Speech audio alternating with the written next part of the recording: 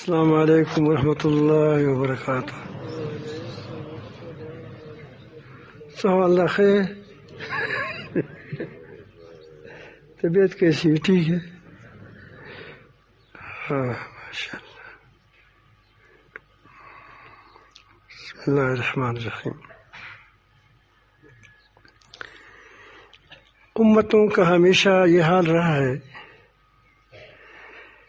کہ ایک زمانہ گزرنے کے بعد پھر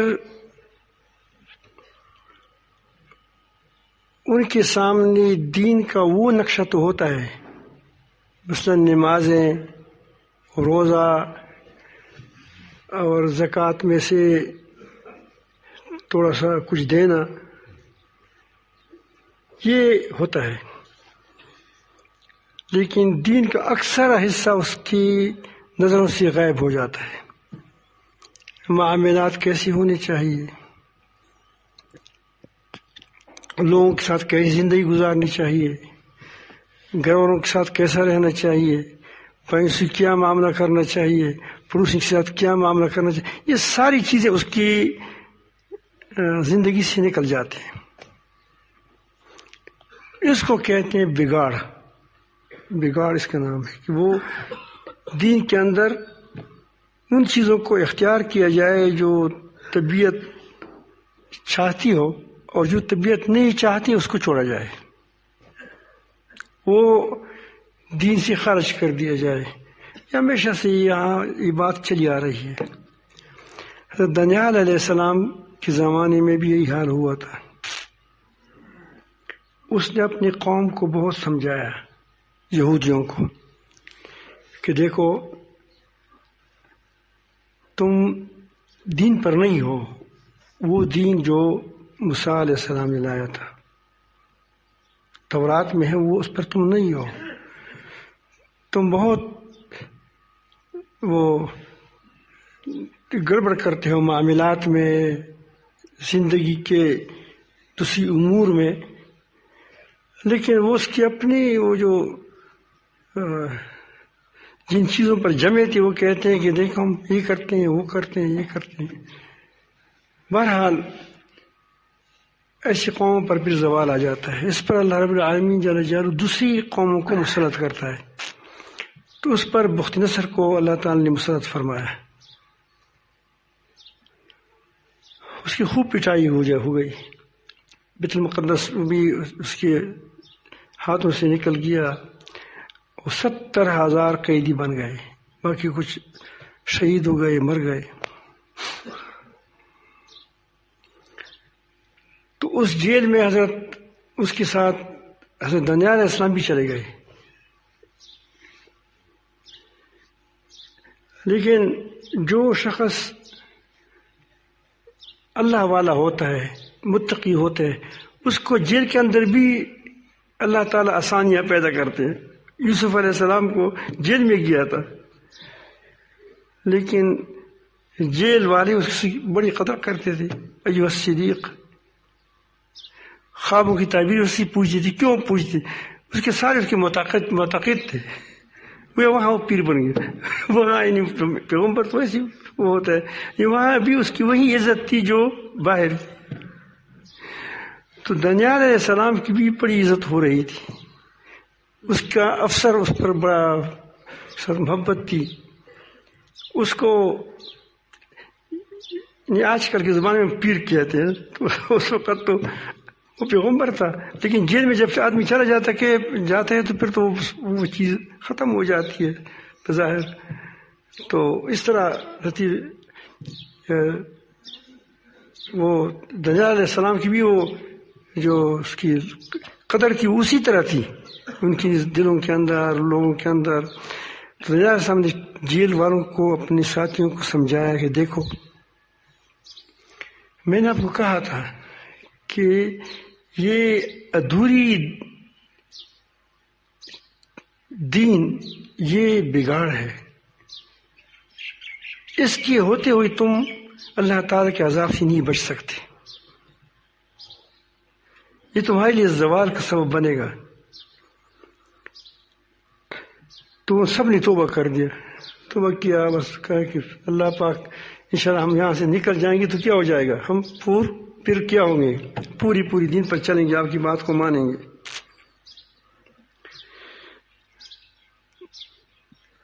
تو بس ذکر شروع ہو گیا، اللہ اللہ ہو گیا، شروع ہو گیا، اللہ کی طرف متوجہ ہو گئے۔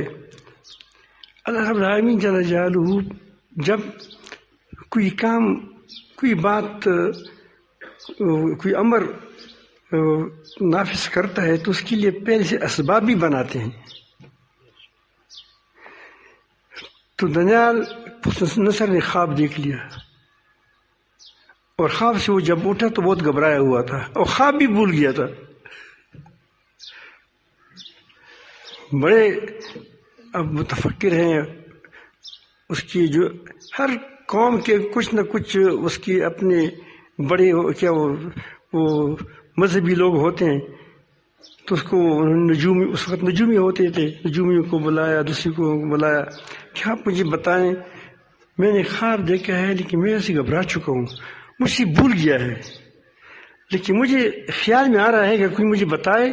آپ کو دو دیکھا ہوتا ہے، اگر آپ کے ایک ساتھی کبھی کبھی تم سے وہ کوئی کا نام بھول جاتا ہے، ایسا ہوتا ہے نا، پھر آپ کہتے ہیں کہ میں فلان کے میرے ذہن میں ایک نام تھا، اس کو میں نے فلان چیز دی تھی، اب میرے ذہن سے نکل گیا ہے، اس کو ذہن میں آتا ہے لیکن نام بھول گیا ہے۔ تو پھر ایک آدمی آپ کو کہتا ہے کہ وہ زید کا نہیں وہ نہیں، پھر کون ہے؟ صدیق نہیں، وہ بھی نہیں ہے، پھر کیا ہے؟ وہ بکر، وہ بھی نہیں ہے۔ پھر چلتے چلتے جب ایک نام پر آ جاتا، ہاں یہی ہے۔ یہ کیا تھا؟ وہ ذہن کی چیز تھی لیکن وہ بھول گئی تھی، اور اس کے اندر موجود تھی ذہن کے اندر۔ تو کہتے ہیں کہ میرے ذہن کے اندر شاید وہ چیز موجود ہے لیکن میں وہ بھول گیا ہوں، اب میں اس کی۔ تو بہرحال اللہ تعالیٰ نے دانیال کو وحی کی، تو اسی وحی سے بتایا کہ بخت نصر نے خواب دیکھا ہے، اس کی تعبیر بھی ہے، تعبیر بھی بتائی اور وہ خواب بھی بتائی۔ اب اللہ رب العالمین اس کو رہا کرتے ہیں، اس کے لیے کوئی ترتیب تو ہوگا۔ تو اس نے افسر کو، جیل کے افسر کو بلایا کہ آپ کی بادشاہ نے خواب دیکھا ہے اور خواب وہ بھول گیا ہے، مجھے اللہ تعالیٰ نے بتایا ہے، تو خواب بھی مجھے معلوم ہے، تعبیر بھی مجھے معلوم ہے، آپ اسے کہہ دیں کہ میں اس کو خواب بتاؤں گا۔ تو اس نے کہا کہ وہ بہت ظالم آدمی نہیں ہے، آدمی ایسا نہ ہو کہ مجھے بھی خراب کر دے اور آپ کو بھی شہید کر دے۔ اس نے کہا کہ نہیں، بے فکر رہو، لیکن اس کا چونکہ اعتماد تھا تو بادشاہ کے پاس ڈرتے گیا، پہلے لوگوں سے پوچھا کہ بادشاہ نے خواب دیکھے، انہوں نے کہا کہ خواب دیکھے، بڑا پریشان بھی ہے وہ، تھوڑا سا حوصلہ ہوا کہ ہم کچھ بات ہو رہی ہے۔ تو بادشاہ کے پاس گئے، ڈرتے کہا کہ آپ نے کچھ خواب دیکھا ہے؟ نے کہا کہ ہاں۔ کہا کیسا خواب؟ نے کہا بھول گیا۔ انہوں نے کہا کہ ہمارے جیل کے اندر ایک وہ ہے بزرگ شخصیت ہے، اس نے مجھے بتایا کہ ایسا ایسا اس کی خواب اس نے دیکھا ہے بادشاہ نے۔ تو اس نے کہا کہ اللہ لاؤ اس کو، اس کے کپڑے، شاہی کپڑے پہنائے اور بگی کر دی، اور بڑی جیسا جو بادشاہ زادوں کی دھوم دھام کے ساتھ لایا۔ تو اس نے سامنے سجدہ نہیں کیا،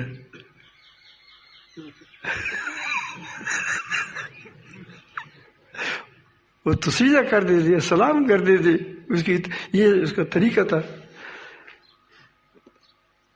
تو دانیال علیہ السلام کو، بادشاہ کو بڑا غصہ آیا کہ ایک جیلی، پھر غلام، پھر غلام میں آئے تھے، جیل میں آئے تھے، اب یہ اس نے ہمارے سامنے سر بھی نہیں جھکایا۔ لیکن اس کو آدمی مقصد کا غلام ہوتا ہے، مقصد کا غلام ہوتا ہے۔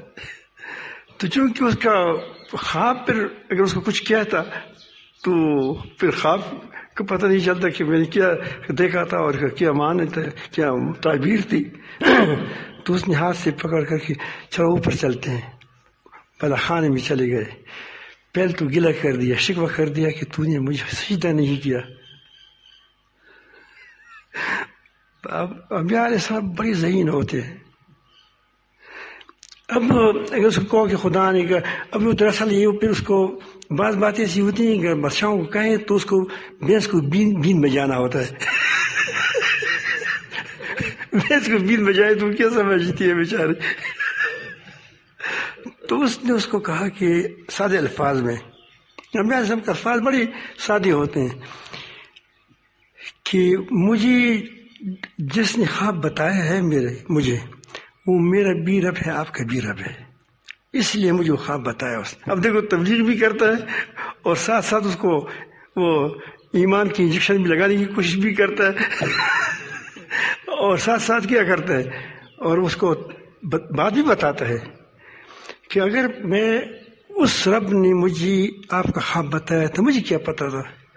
آپ کا خواب جو مجھے بتایا اسی لیے بتایا کہ وہ میرا رب ہے، آپ کا بھی رب ہے، تو آپ سے بھی معلوم، آپ کا پتہ بھی ہے، مجھے میرا پتہ بھی اس کو ہے۔ وہ دوسروں کی وہ کہتے کہ میرے سوا جس کو کوئی سجدہ کیا ہے حرام ہے، جو میرے سوا کسی کو سجدہ کرے گا وہ اس کا دوست نہیں رہتا، وہ دشمن ہو جاتا ہے اس کا۔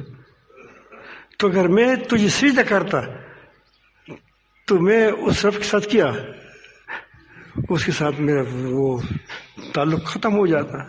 جب تعلق ختم ہو جاتا تو تم نے خواب دیکھا ہے، تم بھول گیا ہے، میں تو خواب دیکھا بھی نہیں ہے۔ بالکل بہت اچھا کیا، بہت اچھا کیا، اپنے لیے وہ کہ میرا کام خراب ہوتا۔ تو نے کہا ہاں خواب بتاؤ، اس نے کہا ہاں میں خواب بتاتا ہوں۔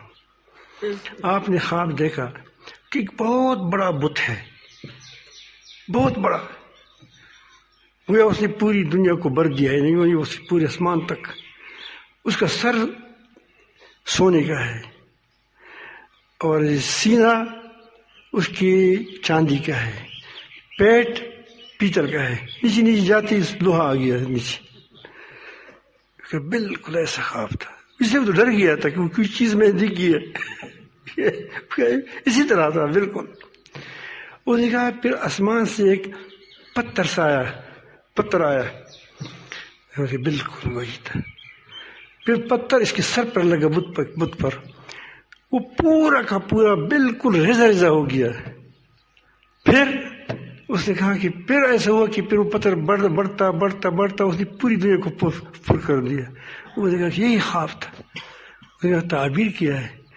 اس نے کہا کہ بت یہ دنیا میں مختلف ممالک ہیں،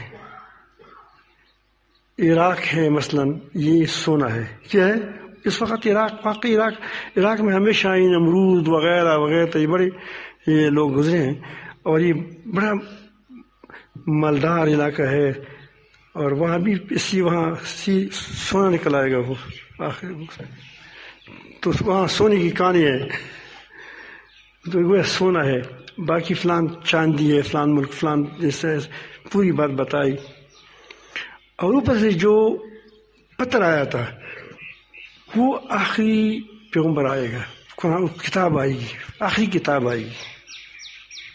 جب آخری کتاب آئے گی تو پھر سب کچھ ختم ہو جائے گا، ساری مذہب مٹ جائیں گی، ساری وہ ممالک ختم ہو جائیں گے، پھر وہ بڑھتے بڑھتے بڑھتے بڑھتے پھر پوری دنیا پر حاوی ہو جائے گا۔ اس کے اور بھی آپ نے دیکھا نیا سے جو پیشن گوئیاں ہیں، ابھی تک لوگ اس کو نکل کرتے ہیں، یہ وہی پیشن گوئیاں چلتی ہے۔ تو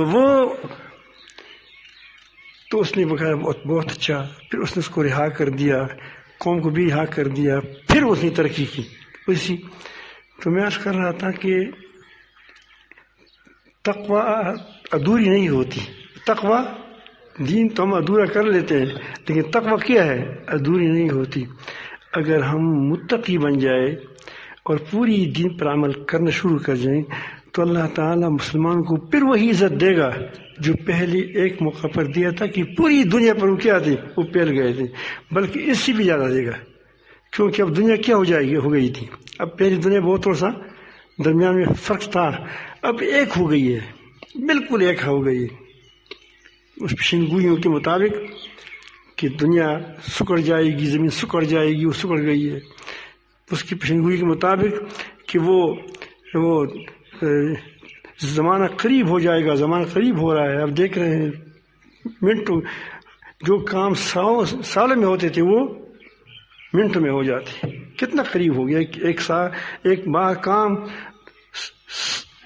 سال میں ہوتا ہے اور وہ ایک کیا ہوتا ہے، وہ 1 منٹ میں ہو جاتا ہے۔ یہ کتاب جو لوگ لکھتے ہیں، ایک سے پہلی کتاب یہ خط لکھتے تھے، 1000 جلدوں میں بھی 100 جلدوں میں بھی تفسیریں آئی ہیں، تو 100 جلدوں میں تفسیر کتنی عمر میں لکھی جائے گی؟ آپ مجھے بتائیں۔ کم از کم 5-6 سال میں لگتے ہیں، اب 1 منٹ میں اس کے ڈاؤن لوڈ ہو جاتے ہیں۔ 1 منٹ میں کتنا زمانہ قریب ہو گیا، کتنا وقت، تھوڑے وقت میں زیادہ کام ہونے لگے۔ تو اب ایسا وقت ہے کہ اگر ہم نے واقعی قدم اٹھایا تو جس طرح تیز رفتاری سے زمانہ چل رہا ہے تو اس طرح کیا ہو جائے گا، آپ کا کام بھی پھڑک چلا جائے گا انشاءاللہ۔ لیکن پہلے سے ہم نیت یہ پختہ کریں کہ ہم نے پوری دین کو اپنانا ہے، اس پر چلنا ہے انشاءاللہ۔